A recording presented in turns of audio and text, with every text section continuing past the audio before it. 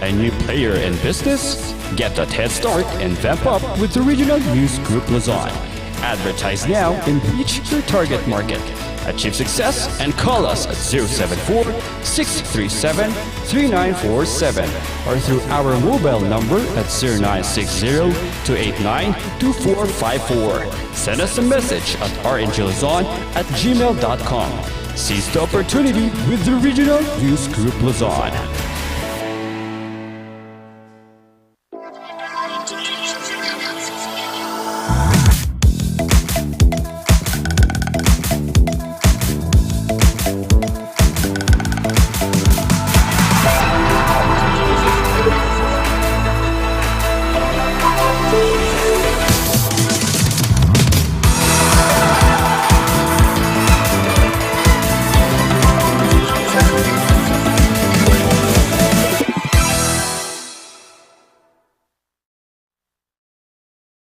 Good morning mga kabalitaktakan! Ako po ulit si Jason, ang iyong Taraki Babe. Ayan.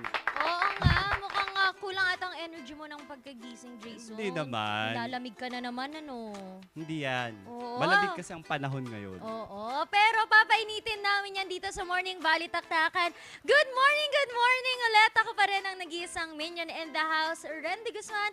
Makakasama nyo ng 30 minuto ngayong umaga para simulan ito with good vibes and lots of information. Yes. Madami tayong aabangan maya-maya lang yan. Pero isa sa aabangan din natin, mga ka-MB, at dapat paghandaan talaga ay ang pagpasok ng bagyong Mawar sa Philippine Area of Responsibility.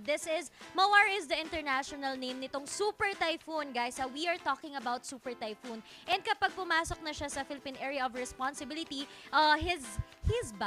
her, kasi Betty Betty ang magiging pangalan niya pagpasok ng Philippine Area of Responsibility. Ayon sa Pag-asa, dapat Friday dumating na siya. Pero kahapon, Jason, nakitaan kasi nila ng paggalaw itong typhoon Mawar, kaya baka Saturday. So next week, maulan yan. Wag na siyang pumunta dito. Oo nga. Sa Guam nananalasan na raw siya. Lumilipad na yung kanilang mga gamit doon. Ako, sana dito sa Philippines ready. Dapat mag-ready tayo, no, Jason? Ano bang dapat? Ipagdasal natin na sana po ay wag pong pumasok itong super typhoon na ito. Maging ready po tayo, ready po natin ang go bag natin na lagi po nating ipinapaalala, na i-ready po natin ang mga importanteng dokumento katulad na lang ng mga birth certificate, marriage certificate, lahat ng mga importanteng dokumento. Hindi lang po yun, pati na po yung mga ready to eat. Yan. First aid kits, mga chargers, lahat ng mga importanteng bagay po. We are talking about super typhoon, mga ka-MB. And dapat lagi kayong updated sa kung ano yung mga nangyayari sa ating paligid. And to stay updated, pwede kayong maki-update sa amin every morning dito sa Morning Balitaktakan. Kaya naman, i-scan nyo na ang inyong mga television. Kung kayo ay naka-digibox, analog, ano man ang inyong gamit na TV, ay pwede nyo kaming mahanap. Ang kailangan nyo lamang gawin ay i-search ang Channel 44 GNN. Pero channel number varies depending on your location, yung iba 14, 13. Kaya talagang kailangan yung i-scan itong inyong television channel.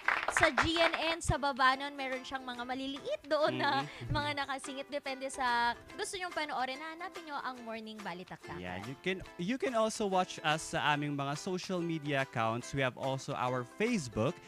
Pwede nyo pong ilagay dyan, Regional News Group or RNG Luzon. We have also our YouTube channel, RNG Luzon. And of course, meron na rin po kami sa Twitter, TikTok, and Instagram. Speaking of TikTok, Jason, we reach 1,500 followers. Congratulations. Na. Thank you po sa inyo. Congratulations. Oo, thank you. And we also have our website, that is rngluzonph.com. Doon pwede rin kayong magbasa-basa. Pero bakit nga ba kay lamig ng panahon? Doon alam naman natin na merong papasok na bagyo. Pero gaano ba kalamig kaya, Jason, ang ating mararamdaman? Speaking of weather update, ayan, tignan po natin. Ano po ba ang weather natin ngayong umaga or ngayong araw po na ito?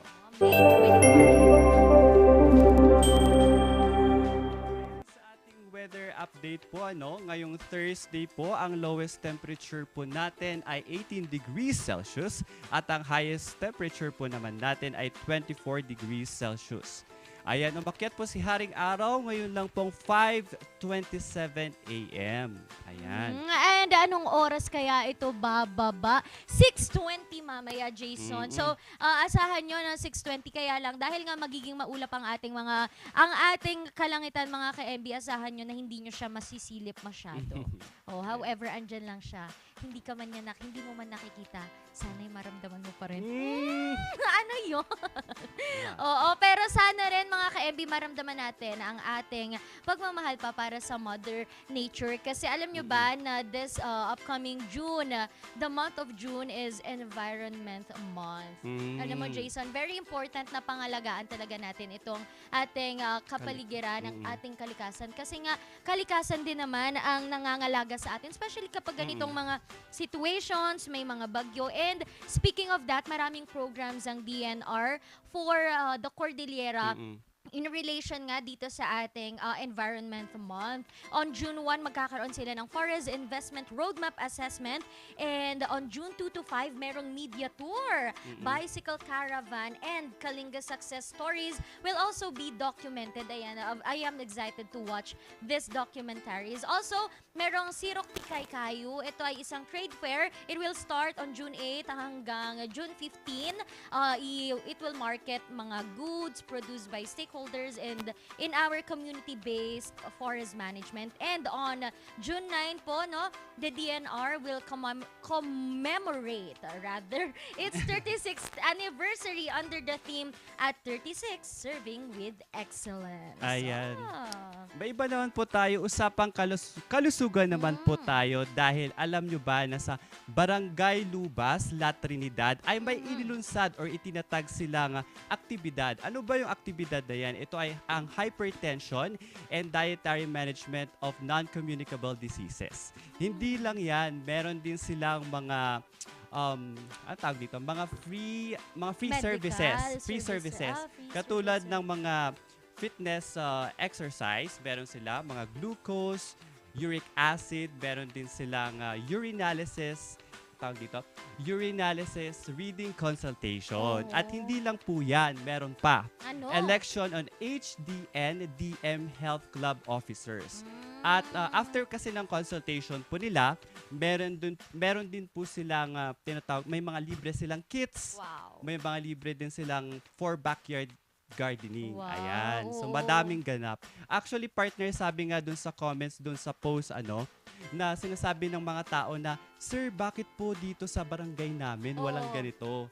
Kaya nakaka-inspire po talaga itong Barangay Lubas, La Trinidad. Kasi inaasahan ng mga tao na sana dito sa barangay namin ay meron din po kaming mga libreng ganito. Gamot, mga check-up, Health is very important kasi mga ka-MB, and sometimes hindi lahat ng tao ay may access para mabigyan itong mga pangangailangan sa health. And it's nice na we have organizations, we have group of people, we have officials, even barangay officials who really do their job, do their part para pangalagaan ang ating health. Health is wealth. Health is wealth. And speaking of health is wealth, alam nyo dito rin sa Pangasinan, isa rin po yan sa focus po ng kasalukuyang administrasyon, ang administrasyong Gico. And alam mo, nakaka-inspire kasi si Governor Gico and his wife, si Ma'am Maan Tuazon Gico, ay talagang ang focus nila, ang advocacy ni Ma'am Maan ay magpa-feeding program sa mga students kasi she really believes na kailangan bata pa lang pinapangalagaan. And speaking of feeding program,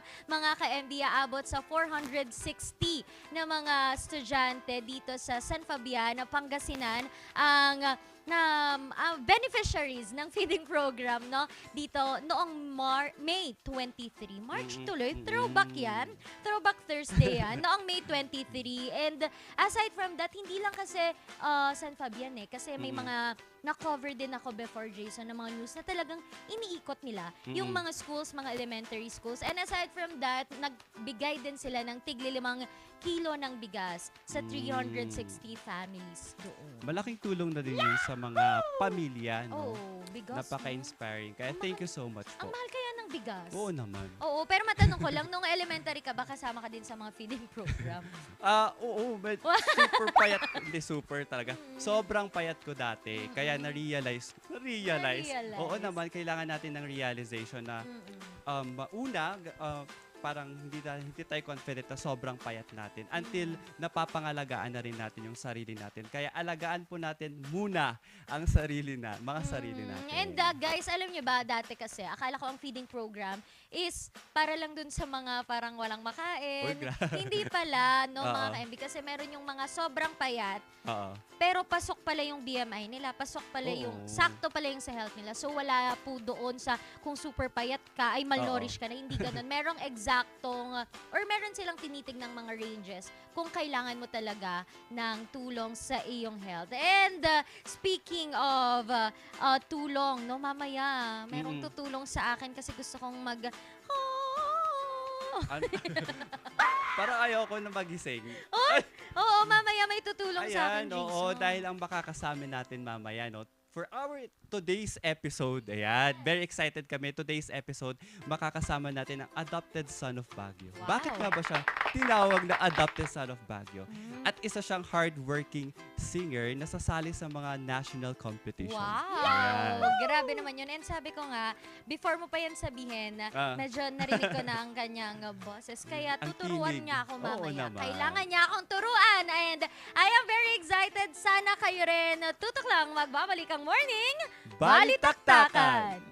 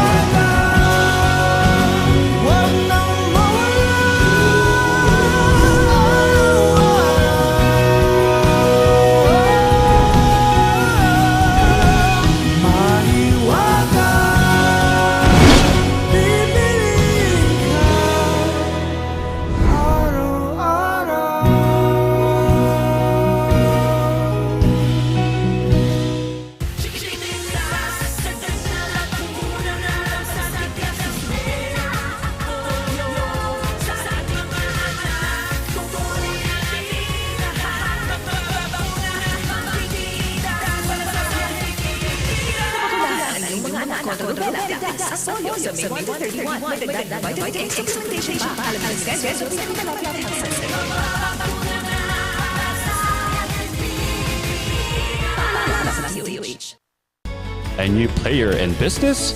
Get that head start and vamp up with the Regional News Group Luzon. Advertise now and reach your target market.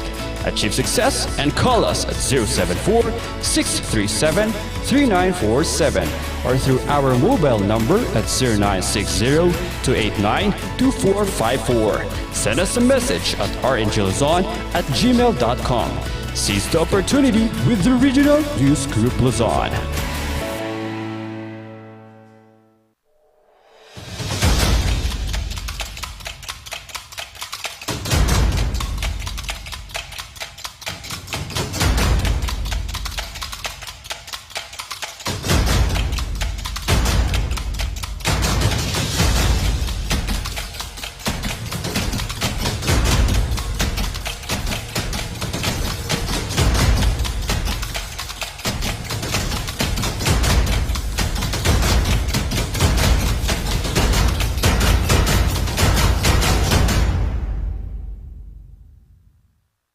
Bulok, maliliit at hindi ba malusog ang inyong mga halaman? Omega Green ang kasagutan.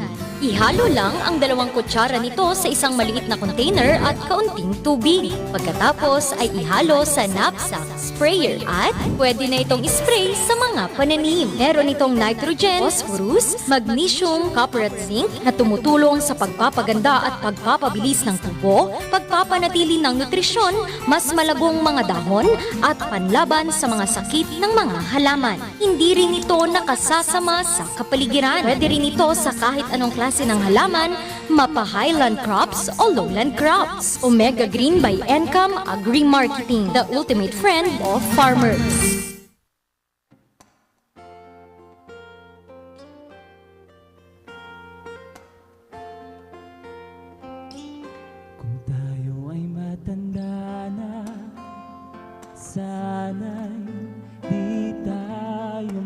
magbago.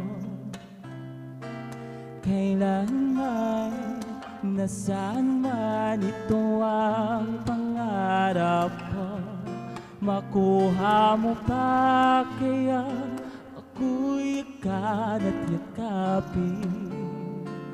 Oh, hanggang sa pagtanda natin. Nagtatanong lang sa'yo, ako pa kaya ibigin mo? Kung maputi na ang buhok ko.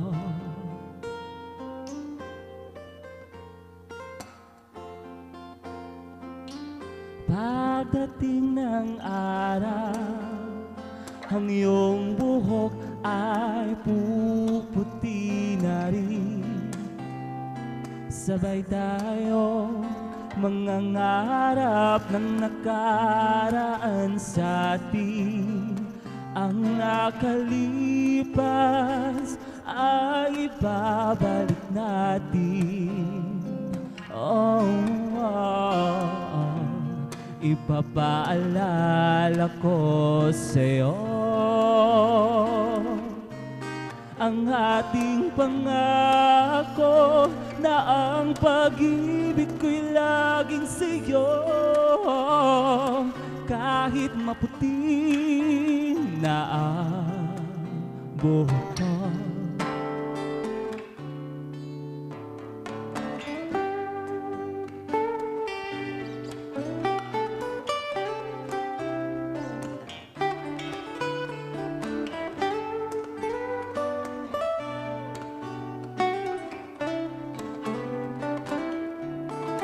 Ang nakalipas ay ibabalik natin. Ipapaalala ko sa'yo ang ating pangako na ang pag-ibig ko'y laging sa'yo. Kahit maputi na ang buhok ko, no, kung maputi na ang buhok ko. Thank you. Ayan, maraming salamat po, Wilnard. Tama, ayan, Wilnard. Wilnard. Bigyan naman po natin siya ng palakpakan dyan. Ayan, maraming salamat po, Wilnard. At good morning sa'yo. And good morning, sir. And good morning po sa lahat po ng nanonood po natin online. Thank you so much, Ayan, guys. good morning. Ayan, napakaganda talaga ng tinig ni Sir, no? Thank you. Ayan. So, Wilnard po, no? So, si Wilnard po actually nung 2014, nagbigay ng background. Nung 2014 po kasi si Sir Wilnard or si Wilnard po ay nagtratrabaho po siya dati sa Manila. Tama po ba? And then, nung 2015, bumalik po dito, ay pumunta po si Sir Wilnard sa Baguio. After a year, 2016. 2016, ayan. After a year, nag-resign po siya. And then, ipinagpatuloy po niya ang kanyang pagkanta. So, bali 7 years na po kayo dito sa Baguio. Yes po. Ayan. Hindi lang yun dahil sumasali po siya sa iba't ibang lugar tulad ng Baguio, ng La Union, Nueva Pangasinan. Ecija. Ayan. Wilnard, dahil sa pagkanta mo, no, kwentuhan mo naman kami ngayong umaga. Ano ba yung journey mo or yung kwento ng pagkanta mo? Paano ka nagsimula? Ganun. Okay, so actually, tubong Dumaguete City po ako. So isa po akong Cebuano. Way back, siguro elementary pa lang po ako. Siguro, alam naman po natin when you say Cebuano is kumakanta or sinasabi nila magaling kumanta. So, actually, bata pa lang po ako, sumasali na ako ng mga contest and doon po, parang doon po nahubog yung pagkanta ko. Then, especially nung college po ako kasi pumasok din ako as a choir po sa university din po namin. So, doon po lalong na-boost po yung, aside from sa singing, yung confidence ko din po. Batiin mo naman po yung mga taga-university mo dati. Ayan, so hi po sa Caraga State University sa Ayan. Mindanao. Hi po sa inyo, guys. inyong lahat. At ayan po, no, ano po ba yung yung naging, maliban po doon, sa Cebuano po kasi talagang bilib na bilib ako talaga sa pagkanta nila. Then marami akong mga nakikita sa television din na sumasaling mga Cebuano na mga nananalo sa mga singing competition. Ngayon po, gusto ko lang po malaman kung ano po ba po yung mga naging may hirap na journey nyo sa pagkanta. Nung pandemic, may mga experiences po ba kayong... Yes, lalo na po yung pandemic. Kasi actually, yung nasabi niyo po kanina, sir, na way back 2016, pumunta po ako ng Baguio. And after a year, nung work ko po before, as a sales partner po, nag-resign po ako dahil mas pinili ko po yung pagkanta ko. And then, sad to say, kasi 2020, yun po yung pandemic po. So medyo naudlot po kasi doon po nagsimula po yung pagkanta ko. And naudlot po siya dahil sa pandemic. And sobrang hirap po. And that time kasi nag-online singing lang po ako, nag-online competition. So, may mga competition din po online before. So, yun po yung sinalihan ko. And then, yun, nairaos ko naman yung buhay ko. Then, sa tanong niyo po din po kanina, sir, mahirap po sa isang singer yung mawala ng boses. Kaya, na-try ko na po twice na nawalan po ako ng boses. And pinagpipray ko po na bumalik. Kasi aside sa mga singing po, aside sa siguro masyado kong nagamit yung boses ko. Aside from that po, yung umiinom po kasi ako before. So, malalamig. Opo. Ganun. So, isa din po yung sa dahilan kung ba't nawalan po ako ng boses before. So, after that, doon na po, parang iniiwasan ko na po yung mga bawal po. Kaya napakalaking pagsubok din po yun, no, sir? Pero dahil sa mga pagsubok na yan, look at you now. Look at you now po ngayon na madami po kayong mga opportunities sa pagkanta ngayon. May mga nag-i-invite. Dahil nandito po kayo sa Baguio, bakit Baguio po yung pinili niyong lugar? Bakit? Ano pong meron sa Baguio na wala sa iba? Wow. Actually po, way back po sa work ko before as a sales partner po, nung nalaman ko po na ma-assign ako ng Baguio, actually po nagdadalawang isip ako eh. Kasi unang-una, siguro yung mga background po or mga naririnig ko po before about Baguio, medyo natakot po ako. So, sabi ko po dun sa manager ko, sir, after 3 months or 6 months, gusto ko na po bumalik ng Manila. Kasi gusto ko lang experience yung Baguio. But, hindi ko po inaasahan na mapamahal pa ako sa Baguio. So, umabot pa ako ng 7 years po sa Baguio. Aside from siguro sa lamig po ng klima po, the people itself po.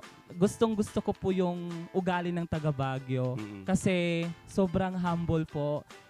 Yung mindset po nila is very business mindset po. Sobrang hardworking po nila kasi nakikita po din sobrang humble kasi sa amin kasi, pag sinabi mong mayaman, naka-alahas, naka-necklace, naka-bracelet, lahat-lahat po. Pero dito po, hindi mo makikita sa physical aspects po nila eh. Sobrang down to earth po talaga. So, gusto ko pong i-apply yun sa sarili ko po. Kaya talaga, masasabi ni Wilnard na proud Cordilleran ka na Yes din. po. Ayan. Alright! Ayan. At ano naman po yung mga masasabi nyo sa mga aspiring na mga singers na gustong sumuko sa kanilang mga pangarap? Ano po yung mga masasabi niyo po sa kanila? Ayan, so sa lahat po na nakikinig po ngayon or nanunood, ipagpatuloy nyo lang po kung ano po yung nasimulan nyo. Especially po pag alam nyo pong may talent po kayo. Kasi ako, wala po nagpupush po sa akin eh. Actually, broken family po ako. So, pinupush ko po kung ano po yung gusto ko. Sana yun din po. Actually, kung ang tawag dito? Ano bang term nun? I forgot. Isasabay nyo po yung pag-aaral nyo po sa pagkanta. Actually, pwede naman po yun. Pero sana alam nyo po yung responsibility po ninyo as a student. So, dapat unahin nyo din po yung pag-aaral nyo bago yung pagkanta. Pwede nyo din po pagsabay, pero mas dapat yung pag-aaral po talaga muna. Kung baga ang sinasabi ni Sir ay know our priorities first. Po. Ayan. Thank you so much po, Wilnard. Madami po kaming mga natutunan ngayong umaga. At hindi lang po yun dahil makakasama po natin ulit siya para sa kay partner. Para turuan tayo ng mga pagkanta. Ayan. At magbabalik po ulit ang Morning Balitaktakan.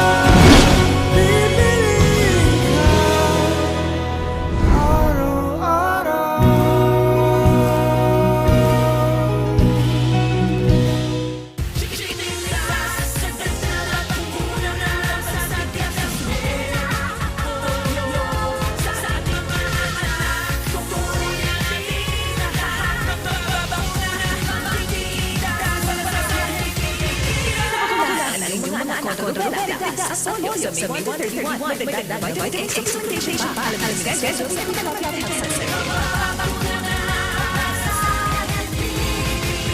Paalala sa DOH. A new player in business? Get that head start and vamp up with the Regional News Group Luzon. Advertise now and reach your target market. Achieve success and call us at 074-637-3947 or through our mobile number at 0960-289-2454. Send us a message at rngluzon@gmail.com. Seize the opportunity with the Regional News Group Luzon.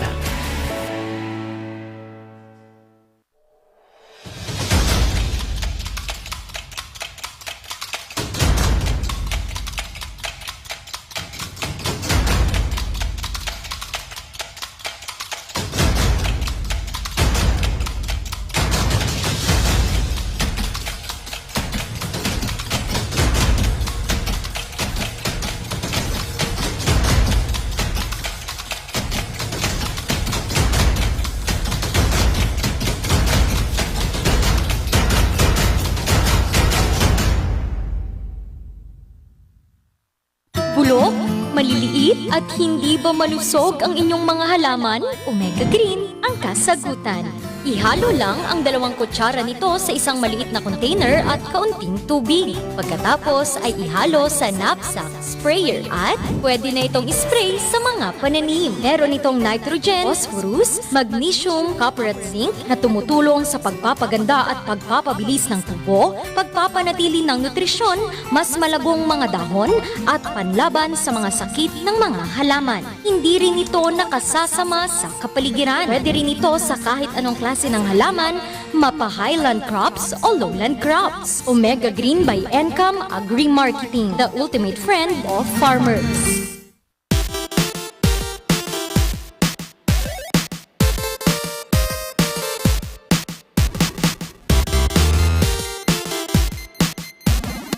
At nagbabalik po ang Morning Balitaktakan. Kasama pa rin natin si Sir Wilnard at ngayon tuturuan na niya ako kung ano nga ba ang mga tamang isaalang-alang or ang mga tamang vocalization bago ka magngangawa dyan at mag-sing and sing. Kasi narinig ko kanina, Sir Wilnard, na banggit mo, meron yung time na nawalan ka ng boses. Parang, ano nangyari doon ulit?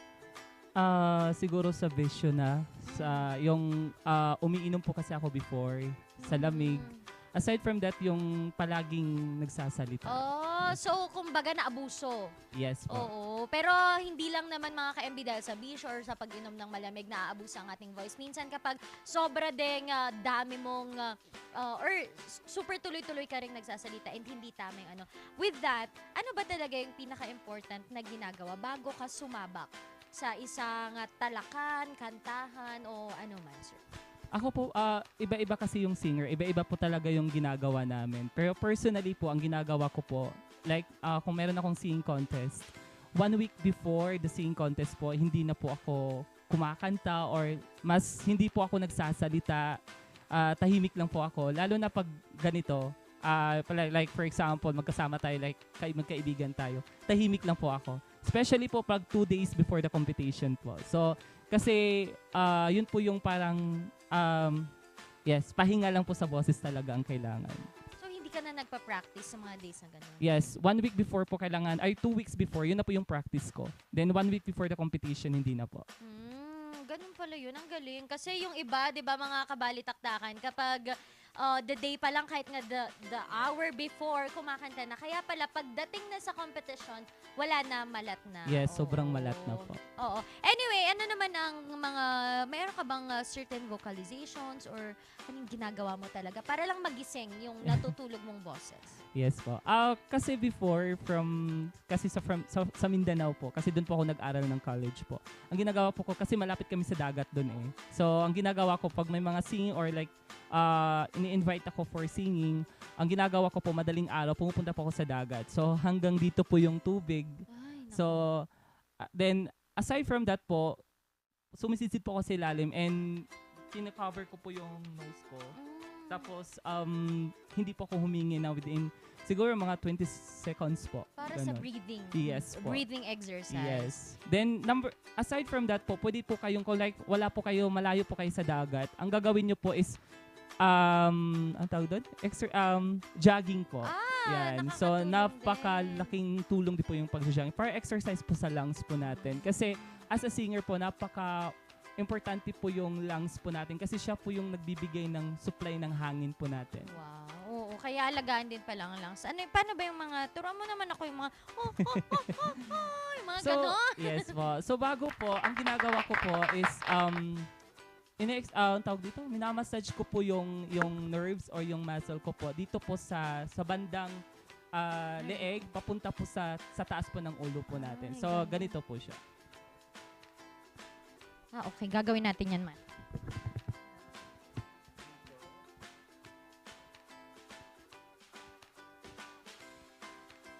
Hanggang iakit po natin sa ulo po.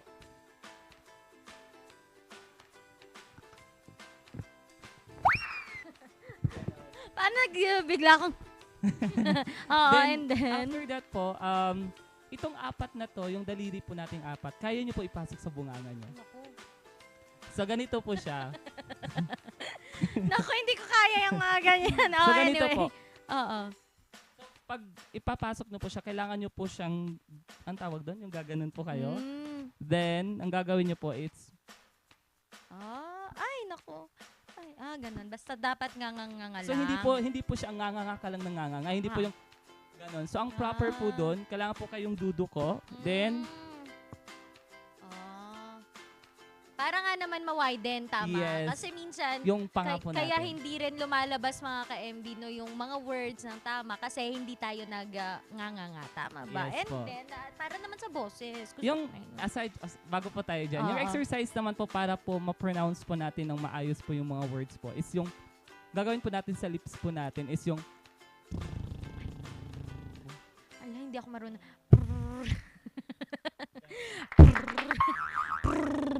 Naku, ang hirap pala nun. Mamaya ipa-practice ko yun. so ang gagawin natin mom, ganito.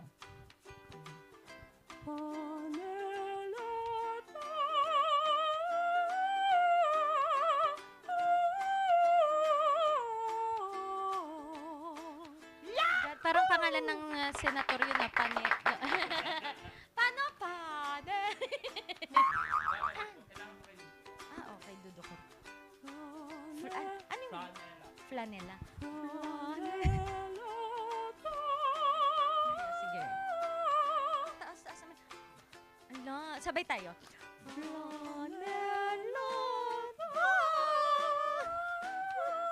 Mahirap pala. Importante po talaga yung yung proper po ng yung bunganga po natin, yung proper talaga ng pagbuka or yung pagbuka po ng bunganga po natin.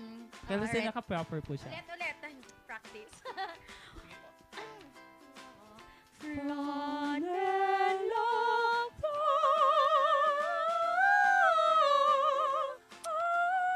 May pataas pa ulit pala.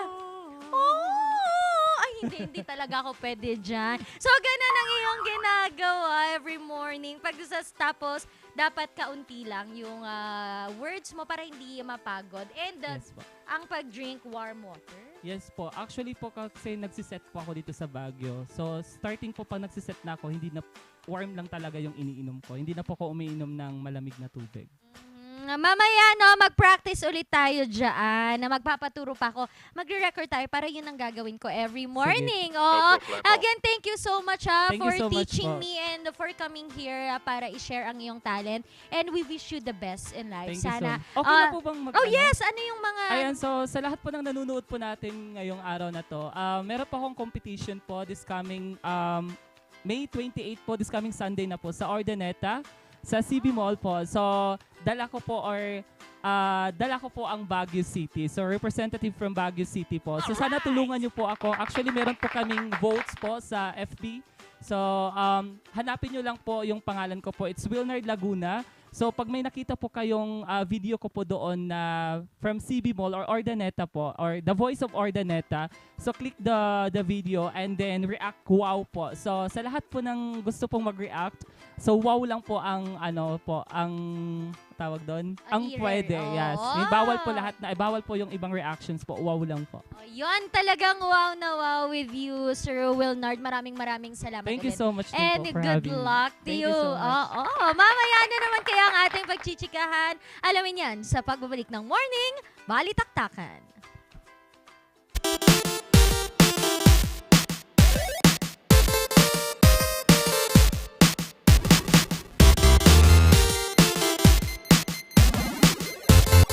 A new player in business?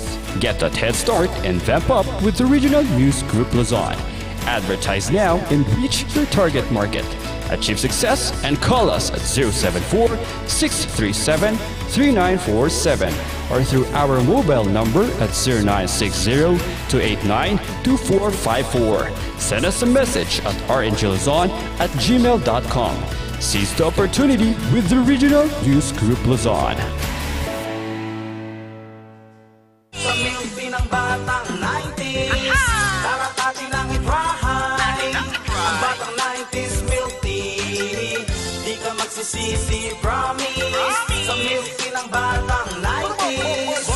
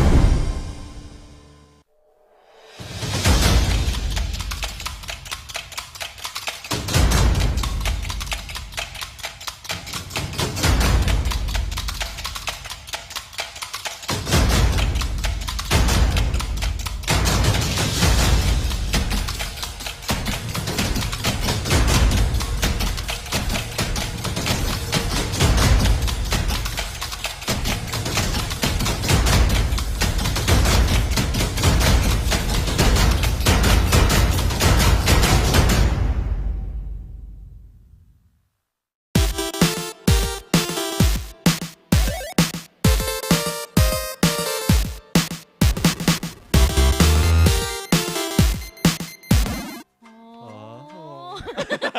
Ang hirap naman ng ginagawa kanina. Hindi, ikaw nga, try mo nga. Mababa lang. Oh, ganun. Paano ulit? Magkaiba Go. kasi kami ng Timbre? Tama hindi, ba? ng tawag dito, yung boses. Siya kasi mataas ang boses. Ako naman ay mababa yung boses. So ano ako? Ano ako dito? Hanapin mo. Ano ka ba? Pwede naman, kaya mo naman eh. Ano lang, it takes confidence. And, Pero gagawa ko ng video, i-upload ko yan Oo. mga ka-MB. Kaya abangan po ninyo sa aming mga social media platforms para makita nyo ang aking vocalization. wow, vocalization. Pero ano namang natutunan mo for today's episode? Jason? Ayan. Kanina kasi pinag-uusapan namin yung patungkol sa priorities, kung ano nga ba dapat ang unahin. Dahil nga, minsan, inuuna natin yung passion. Dahil nga sa pagmamahal natin sa passion, may mga nakakalimutan tayong bagay. Minsan, inuuna natin ang trabaho, may mga nakakalimutan tayong family, friends. Inuuna natin ang jowa, minsan nakakalimutan natin ang ibang bagay. Know our priorities, we balance things, parang ganon. Ikaw, ano bang priority mo, Jason? Ngayon, dahil may mga pinagdaanan noon. Ngayon, ang priority natin ay ang sarili. Dahil minsan napapabayaan natin ang sarili, kaya know our priorities. Ang sarili, ang pamilya, ang kaibigan, ang trabaho. Balance lang yan. Ikaw naman. Alam mo, I agree with that, no? Yung dapat ang priority mo sarili. Pero hindi naman to the point na dapat Oo sa'yo lang. naman. Pero Oo kasi, kapag hindi mo inaalagaan ang sarili mo, you cannot give then other people what they deserve from you. Exactly. Kasi 'di ba, how would you support your family? How would you Mm-mm. give your love to your jowa? Oo. How would you give your all to your work Oo if naman. hindi naman okay yung sarili mo. So, let's prioritize our mental health, our happiness. Minsan, treat din natin ang ating sarili. Magsisimula ang pagmamahal sa sarili natin para ang mga tao ay mahalin din tayo. Exactly. Ayan. Because if you know what you deserve, you won't tolerate what you don't. Ito, tama na, Oo, tama na. tama na Nasasaktan nga ako. yan. Anyway, mga ka-MB, meron po tayong mga babatiin, no? Maraming salamat po sa mga nag-share, nagko-comment thank po you sa ating inyo. Facebook live stream and also sa YouTube. Meron din sa YouTube, Jason. Ito, no? Ang dami si Mama Melinda, Miss Arabella, Mark Angelo, Coronel Santos, Harvey Abalos, Eliselyn Kate Flores. Ikaw, meron bang mga nakikita ka dyan? Oh, Or- meron yan. Meron yung ate ko dyan. Hello sa ate ko, Casey Summer, meron si Lorena, Ma'am Lorena, Sir J. Mark,